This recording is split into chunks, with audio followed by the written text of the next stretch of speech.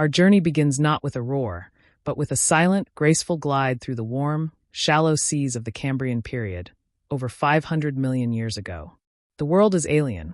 There are no trees, no grasses, no creatures on the land. All life thrives beneath the waves, in a vibrant, chaotic explosion of evolution.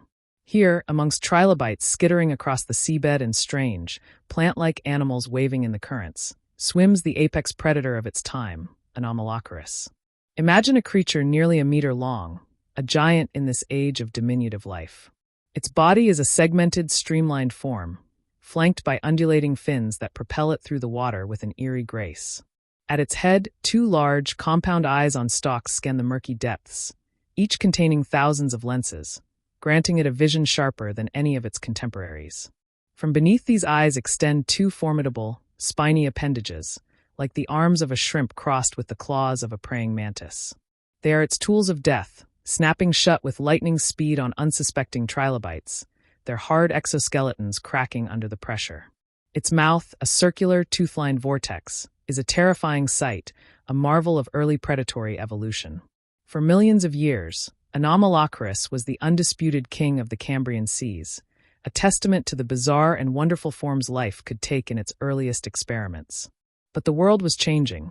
The climate shifted, the seas evolved, and new, more advanced predators rose to challenge its reign. Eventually, the time of Anomalocaris came to an end. Its fossilized remains a ghostly reminder of a time when the giants of the world were not behemoths of flesh and bone, but strange, armored swimmers in a silent, ancient sea. We leap forward in time, to the Devonian period, around 360 million years ago. The land is now green with the first primitive forests, and insects have taken to the air. But the true rulers of the planet still reside in the oceans. This is the age of fishes, and its undisputed emperor is the mighty Dunkleosteus. This is a creature of pure, brutal power. Not a shark, but a placoderm, a type of armored fish, Dunkleosteus could grow up to 10 meters long, the size of a modern-day school bus. Its head and the front of its body are encased in thick, bony plates, an impenetrable suit of armor. It has no teeth in the way we think of them. Instead, its powerful jaws are lined with sharp, self-sharpening bony plates that create a guillotine-like effect, capable of shearing through bone and armor with incredible force. Scientists have calculated that the bite of a Dunkleosteus was one of the most powerful of any animal, living or extinct. Imagine the terror of the Devonian seas. A massive, shadowy form emerges from the depths, its armored head gleaming in the dim light. With a sudden burst of speed from its powerful tail, it lunges forward, its cavernous mouth agape. The snap of its jaws echoes through the water, a death knell for the primitive sharks and other large fish that were its prey. For millions of years, Dunkleosteus was the terror of the deep, a living battleship of bone and muscle. But as the Devonian period drew to a close, the world changed once again. Sea levels dropped, the climate cooled, and the mighty placoderms, including the fearsome Dunkleosteus, vanished from the fossil record, leaving behind only their terrifying, armored skulls as evidence of their reign.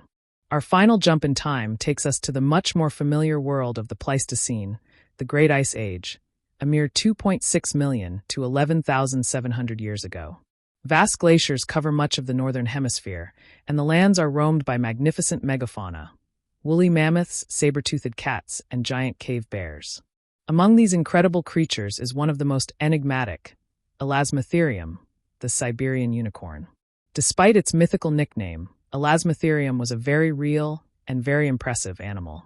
It was a massive rhinoceros, standing over 2 meters tall at the shoulder and weighing up to 4 tons. Its body was covered in a thick, shaggy coat of fur to protect it from the bitter cold.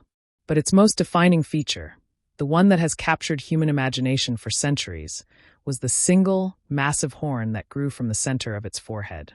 Unlike the horns of modern rhinos, which are made of keratin, the horn of Elasmotherium was likely made of bone and could have grown to be over a meter long. Picture a herd of these magnificent beasts traversing the frozen steppe. The low sun of the Ice Age glints off their massive horns as they clear snow from the ground with powerful sweeps of their heads, searching for the tough grasses and herbs that lie buried beneath.